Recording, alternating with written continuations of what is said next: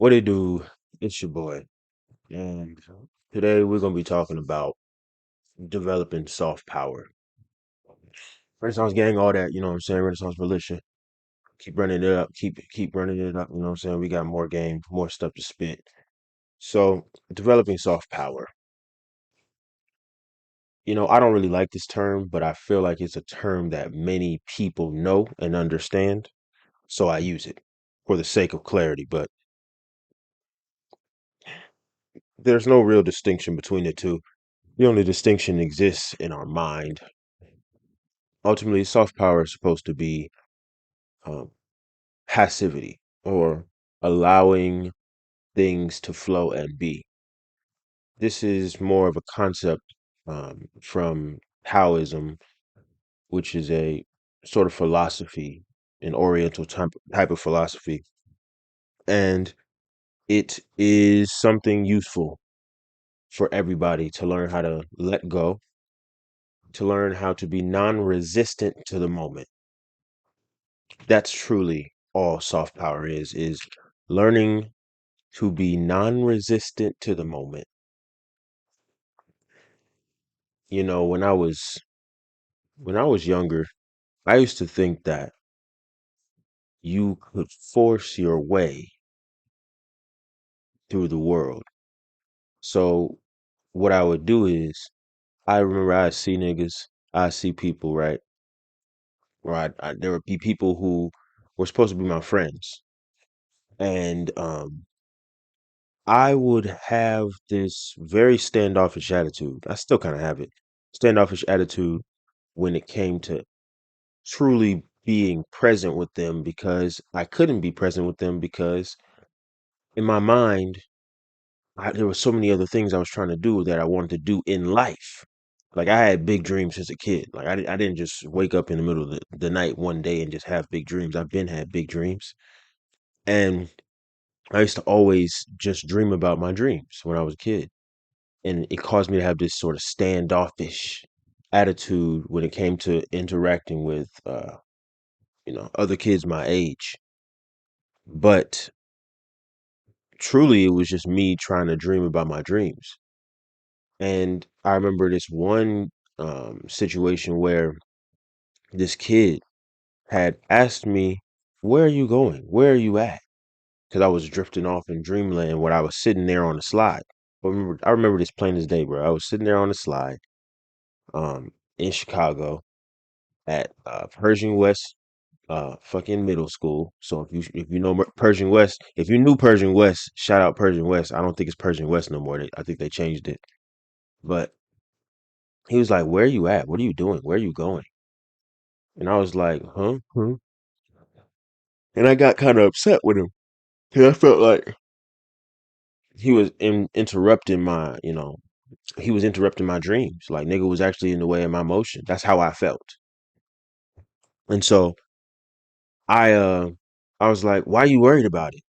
Like I had a little attitude back and I snapped back at him. He was like, "Dang, okay."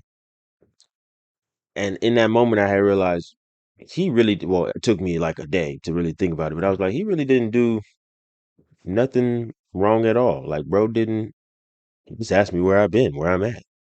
And obviously, I'm not fully here because nigga, off up in Google rah rah land, you know?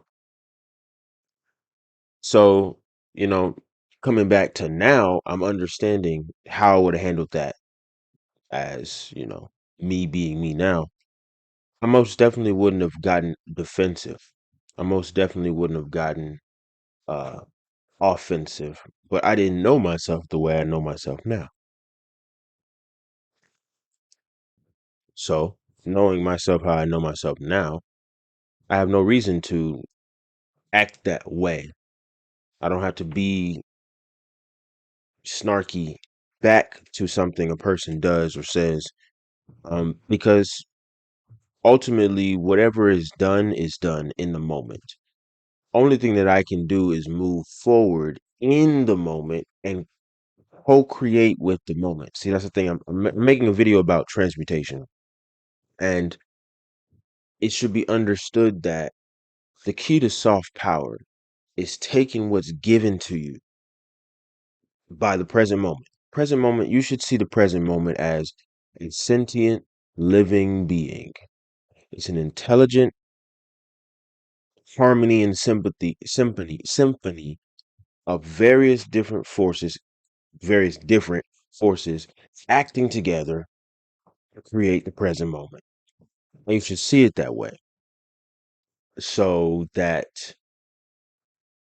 when something from the present moment presents itself to you, you should think of the fact that this is an intelligent action right now coming to me. And my job is to take it into the heart, not personal, as in your ego take it. I mean, take it into the heart. Just look at it objectively, take it into the heart, see and analyze the information, observe it, and then retransmute it, constitute it, transmute it as in don't change it, but just see it through. What is the thing all the way and follow the path laid out in front of you. Most people take things far too personally to be able to follow the path of the present moment. Don't take it personal. Why are you taking things personally? That's a conditioned trauma response that we've developed to cope with our own lack of control over circumstances. Instead of coping with your inevitable lack of control for many different types of circumstances you may find yourself in, understand that the only thing that can ever actually occur is something which enlightens you to a different perspective or way of being. That's the only thing that's ever occurring, even if it appears bad or appears good, even. Things that appear good almost always have a negative attached with them, and things that appear bad almost always have a positive attached with them if you look deep enough. If you just look at the face value, you'll never get the deeper knowledge and you'll never really fully develop your consciousness to be able to effectively influence yourself, your world, and the people and things in your world positively. You'll always have that shred of negativity that you just cannot get rid of because you keep paying attention to it because you refuse to develop your consciousness deeper by paying attention to the deeper, more obscure, yet not any less true events and truths of the moment. So you have to pay attention to the deeper things. You have to pay attention to what parts of things that are going unseen, what parts of things that are going unsaid, because it's the unseen things and the unsaid things that truly, truly matter.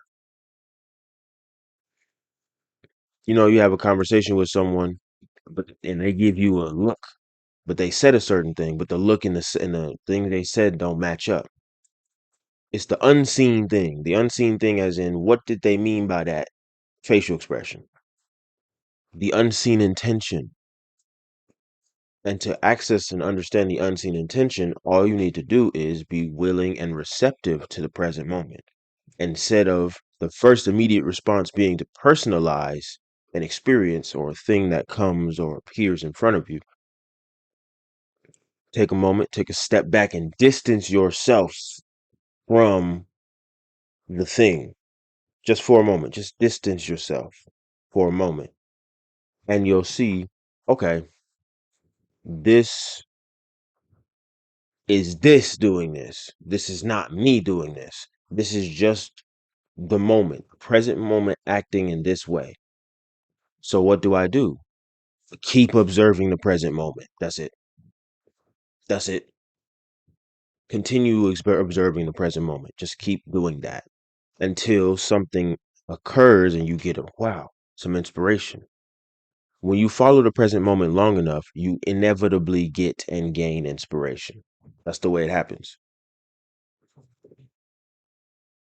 Mm. That's the way it happens. You get inspiration from standing outside, looking at the clouds, and then boom, a cloud appears and it looks in a certain way and it inspires you. That's the way inspiration happens. You stand in that bitch and you wait for inspiration to hit. You know what I'm saying? You stand and wait for inspiration. And that's really what soft power is learning to be receptive to the present moment, learning to be patient, learning to have mercy, learning to have compassion for yourself. I never like to say have compassion for others because if you can't have compassion for yourself, it's an impossibility for you to have compassion for others. And that's just the truth. You have to have base the compassion for yourself. So learning to have these are very feminine traits. So for men, it can be very hard. Oh, I got some shit in my hair. Whatever. For men, it can be very hard to cultivate these things if you have a very solid idea of what masculinity is, if you're fixed in your so-called masculinity. But cultivate them nonetheless will bring you a sense of fulfillment. So it must be done. And if you don't do it, then you're just going to wind up with a half developed consciousness, having not even leaned into the feminine tendency or the feminine way of being, which is just as valid as a way of being as a man's way of being or the masculine way of being, let me say. And a lot of times you have to rethink those ideas of what you think are masculine and feminine traits and instead go into the deeper aspects of what makes masculine and feminine energies. I'm actually about to make a video about masculine and feminine balance right after this one. So go watch that one because I'll probably upload these two together after this to get a more firm understanding of the feminine traits or the feminine way of doing certain types of things compared to the masculine traits, masculine way of doing certain types of things.